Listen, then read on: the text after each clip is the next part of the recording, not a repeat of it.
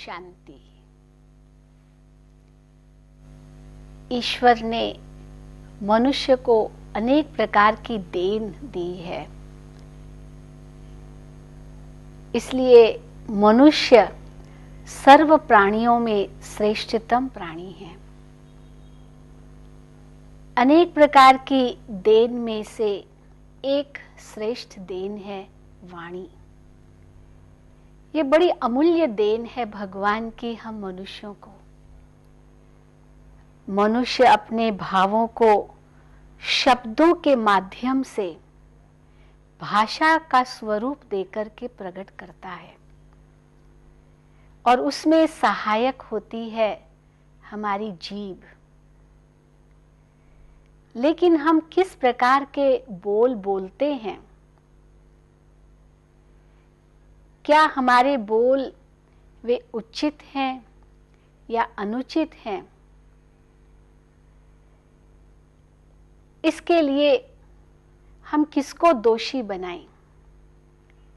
अवश्य मन ही हमारे वाणी का आधार है। हम जैसा सोचेंगे वैसे ही बोल बोलेंगे।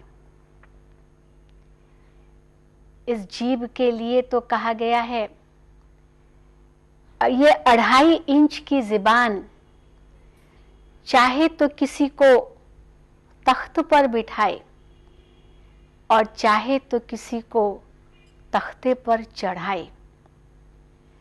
मन के विचारों का बाह्य स्वरूप हमारी वाणी है। अर्थात ये कह सकते हैं कि वाणी हमारे संकल्पों का या विचारों का प्रतिबिंब है।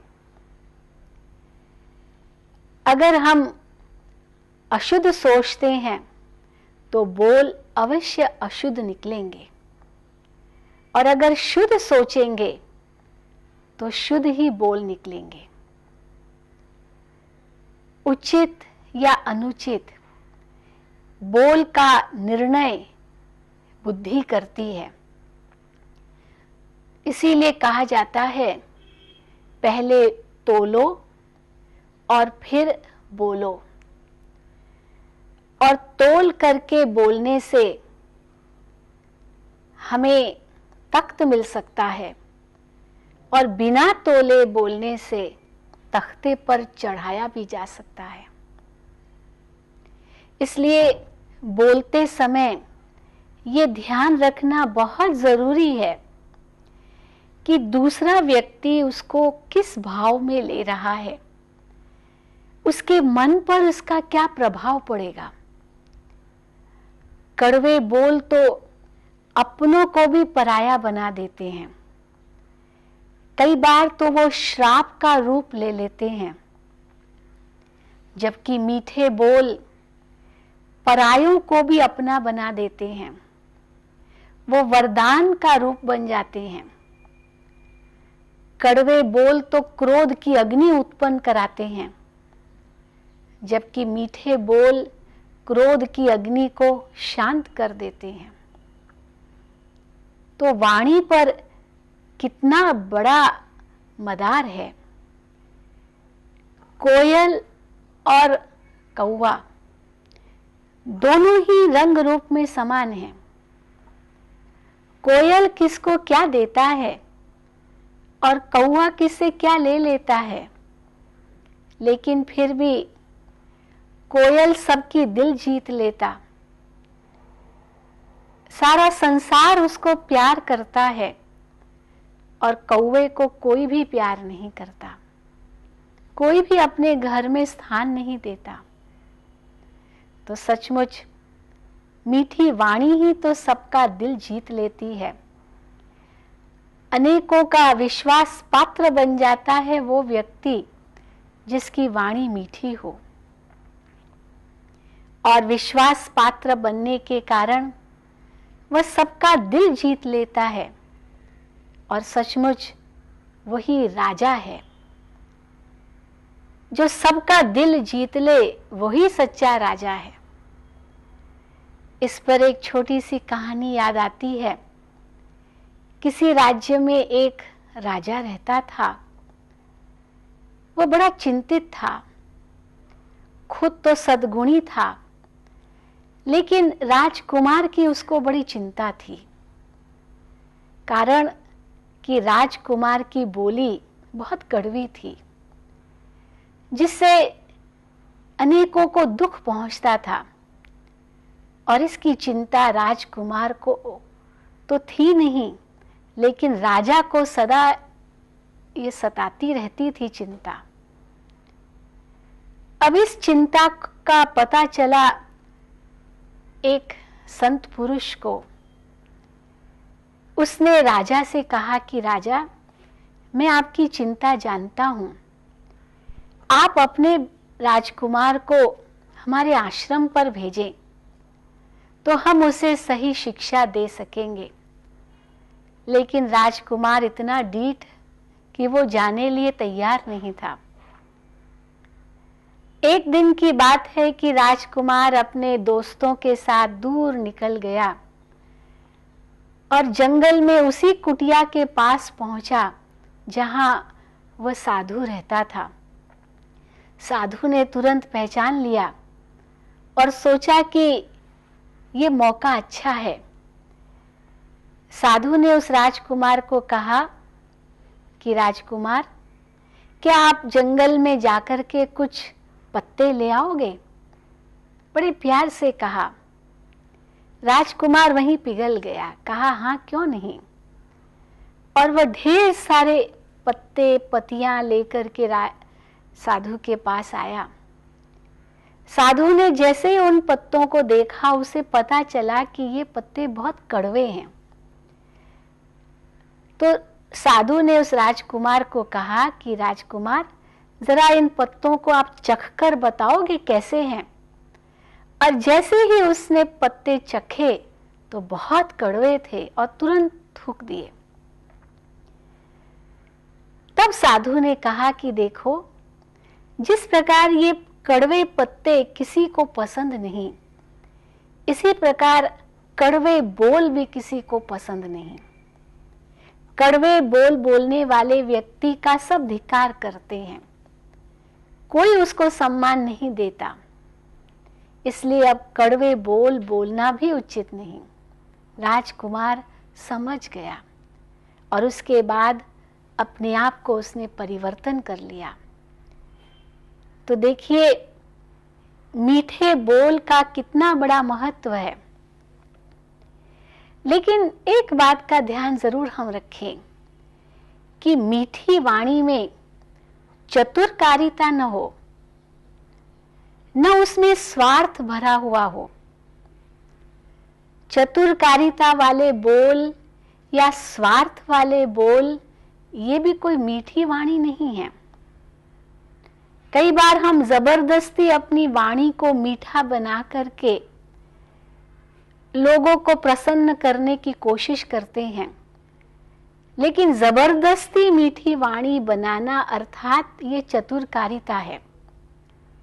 वास्तव में मीठी वाणी तो तब होती है जब वो अहंकार रहित हो, नम्रता पूर्ण हो और यह विचार करके बोला जाए कि किसी अन्य को इस बोल से ठेस न पहुंचे, तब हम कहेंगे मीठी वाणी।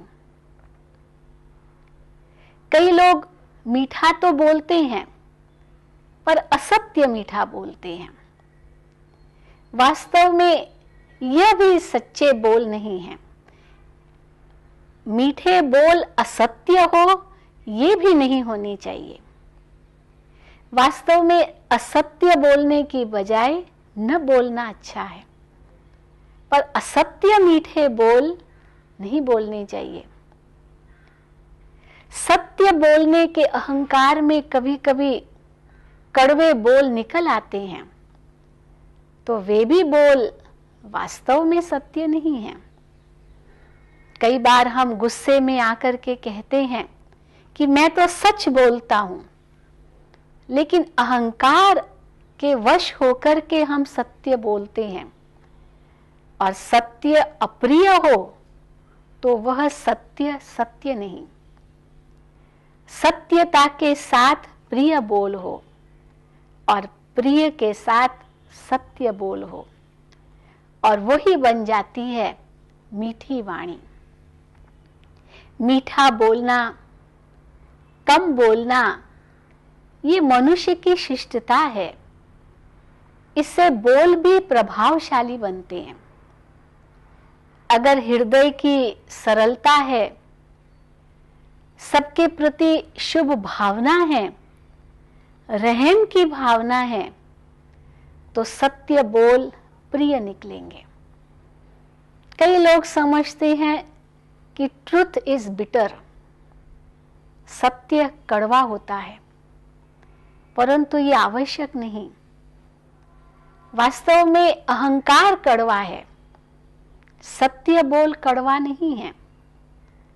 क्रोध कड़वा है, सत्य बोल कड़वे नहीं है। मीठी वाणी तो एक अनमोल धन है, जिसके लिए कहा जाता है कि कहलाते हैं धनी वो जो देते हैं दान, पर मीठी बोली के धनी होते हैं महान। चाहे कोई कितना भी धनवान क्यों न हो, लेकिन अगर उसकी बोली मीठी न हो तो वो वास्तव में धनवान नहीं। इस पर छोटा सा मिसाल याद आता है कि एक गुड़ का व्यापारी था। एक भिखारी उसके पास गया और गुड़ मांगने लगा। व्यापारी ने कड़वे बोल बोल करके उस भिखारी को भगाने की कोशिश की। तब उस भिखारी ने उसे कहा कि अच्छा साहब, आप भले गुड़ न दीजिए, लेकिन कम से कम गुड़ जैसा मीठा तो बोलिए। क्या खर्चा होता है मीठा बोलने में? हाँ जरूर, गुड़ देने में खर्चा होता है, पर मीठा बोलने में तो कोई खर्चा नहीं होता। तो क्यों नहीं हम अपनी बोली को मीठी बनाएं? कहा जाता है कि जो बलशाली है, समर्थ है, बाहुबल वाला है, उसके लिए कोई भी वस्तु भारी नहीं है। वो कितना बड़ा वजन भी उठा लेगा। कोई व्यापारी है तो व्यापारी के लिए कोई भी वस्तु दूर नहीं है, चाहे वो हजारों मील दूर क्यों न हो, लेकिन वो मंगा सकता है क्योंकि व्यापारी है।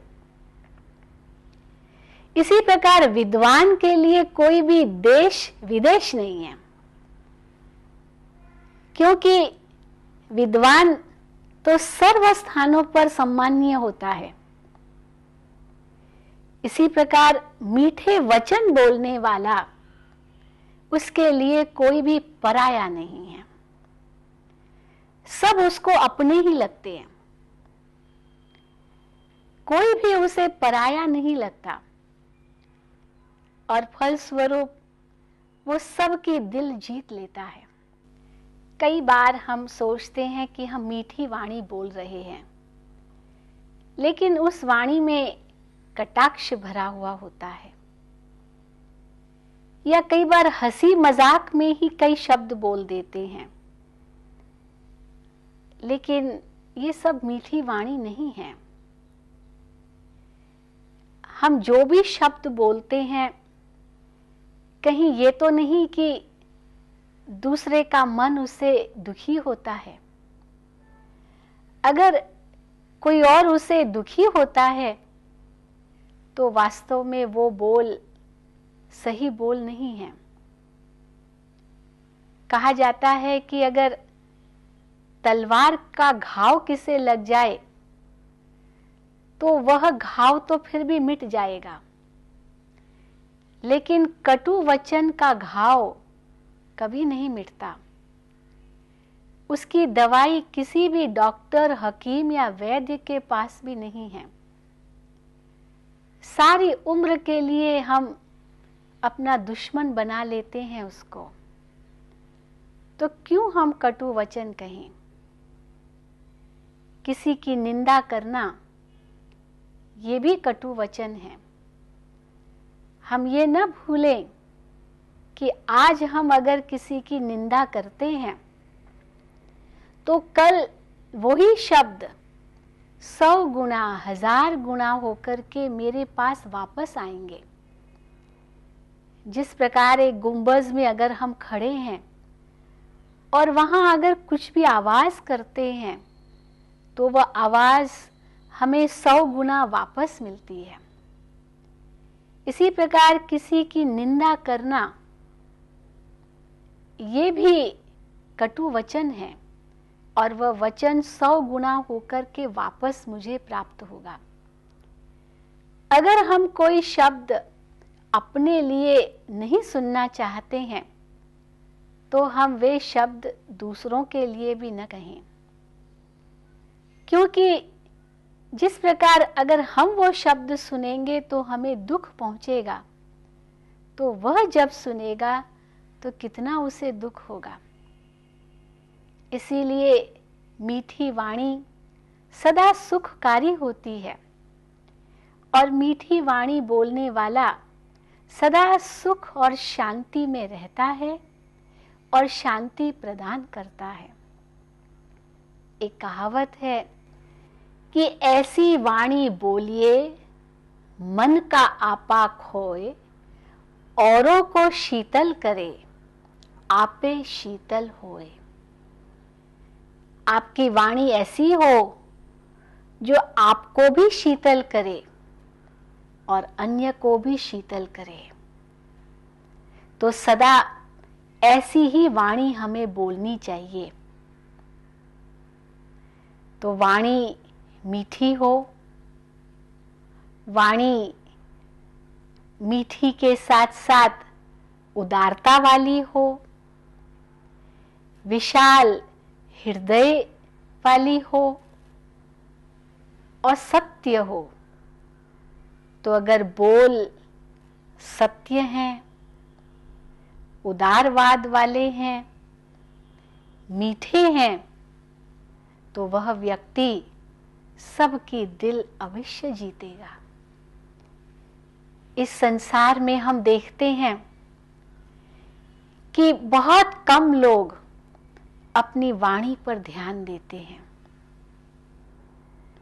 कर्म पर भी ध्यान नहीं देते और संकल्प पर तो बिल्कुल ही ध्यान नहीं देते। हमारी मानसिक शक्ति कितनी खर्च होती है संकल्पों द्वारा और वचन द्वारा। लेकिन अगर हम अपने संकल्पों को संभालेंगे, उन्हें श्रेष्ठ बनाएंगे, सकारात्मक बनाएंगे, ईश्वर की याद में रहकर के सोचेंगे, तो वे संकल्प श्रेष्ठ होंगे और फलस्वरूप वचन भी श्रेष्ठ होंगे। हम दूसरों के देह को देख करके अगर वचन कहते हैं तो वे देह अभिमान वाले वचन बन जाते हैं और देह अभिमान से ग्रसित जो भी वचन होंगे वे क्रोध के वश संकल्प होंगे और कर्म होंगे और वचन भी होंगे। तो इसीलिए सबसे पहले देह अभिमान से अपने आप को दूर करना है, आत्म अभिमानी स्थिति बनानी है और अंदर में ये सोचना है कि मुझ आत्मा का असली स्वभाव है ही शांत। मैं आत्मा हूं ही सुख स्वरूप, शुद्ध स्वरूप। तो अगर शुद्ध संकल्प मन में चलेंगे तो बोल भी हमारे वैसे ही शुद्ध निकलेंगे। इसलिए समय आ गया है कि हम अपने विचारों को, अपनी वाणी को, अपने कर्मों को बदलें। और अगर मन, वचन और कर्म तीनों में परिवर्तन लाएंगे तो हमारा जीवन अवश्य बदल जाएगा। हम यही तो चाहते हैं।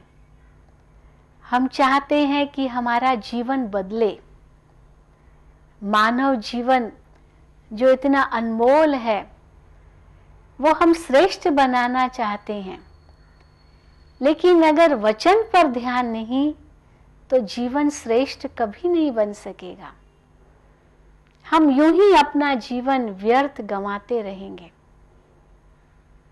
कहा जाता है, golden words are never repeated. सचमुच हमको अपने शब्दों को गोल्डन बनाने चाहिए। सुनहरी शब्द हो तो वे सुनहरी अक्षर के रूप में दुनिया के आगे प्रकट होंगे। आज जितने भी महान लोग होकर के गए हैं, उनकी महानता आज तक किस आधार पर याद की जाती है? उनके शब्दों पर। उन्होंने जो कुछ कहा वे शब्द याद किए जाते हैं और उनकी महानता गाई जाती है। इसी प्रकार अगर हम अपने जीवन को महान बनाना चाहते हैं, गायन योग्य बनाना चाहते हैं, अपने जीवन का यादगार बनाना चाहते हैं, तो हमें अपने शब्दों पर ध्यान देना जरूरी होगा। जहां 2 शब्दों से काम चल सकता है, वहां 10 शब्द कहने की भी आवश्यकता नहीं है।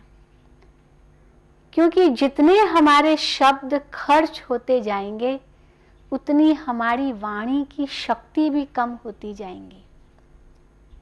लेकिन अगर बोल बोलने ही हैं, तो ज्ञान युक्त बोल हो, सुखकारी बोल हो, तो वे बोल वरदान का रूप बन जाएंगे। हम अनेक संतों के पास जाते हैं, दुआ मांगते हैं, आशीर्वाद मांगते हैं, वरदान चाहते हैं। वे आशीर्वाद या वरदान या दुआ के बोल ही तो होते हैं। लेकिन कौन दुआ दे सकता है या आशीर्वाद दे सकता है जिसके बोल सदा महान हो? और बोल का आधार है विचार। तो अगर विचार श्रेष्ठ हैं तो बोल सचमुच आशीर्वाद का रूप बन जाते हैं। तो सबको आशीर्वाद देते जाएं। उसके लिए हर एक के प्रति शुभ भावना रखें और शुभ कामना दें। शुभ भावना का अर्थ है उनके प्रति अच्छा सोचें। और जब अच्छा सोचेंगे तो बोल भी हमारे उनके प्रति अच्छे निकलेंगे। और सदा शुभ कामना हो। अगर वो इस समय अच्छा न भी है तो भी हमारी शुभ कामना के बोल उसे अच्छा बना देंगे। कई बार हम ये सोचते हैं कि ये व्यक्ति है ही बुरा और बुरे के साथ बुरा ही हमें व्यवहार करना चाहिए। लेकिन जितना हम बुरे के साथ अच्छा व्यवहार करेंगे, उतना ही वो बुरा भी अच्छा बनता जाएगा। कई बार वो व्यक्ति जानता है कि मुझे अच्छा बनना है और उस अच्छे बनने के पुरुषार्थ में लगा भी रहता है, लेकिन हम अपने मन में ठान लेते हैं कि ये व्यक्ति तो है ही बुरा। वह पुरुषार्थ करके अच्छा बन रहा है, ये हम सोच भी नहीं सकते हैं, और फलस्वरूप हमारा व्यवहार उसके साथ बुरा ही होता है। परंतु अगर हम ये सोचें कि कोई भी बुरा नहीं है, सब अच्छे ही अच्छे हैं, अगर हम अच्छे हैं तो सभी अच्छे हैं। वैसे भी कहते हैं कि जिनका मन अच्छा तो उसके लिए सारा जग अच्छा। अगर हम अपने मन के अंदर सबके लिए अच्छाई भरते हैं तो कोई भी बुरा नहीं है इस संसार में।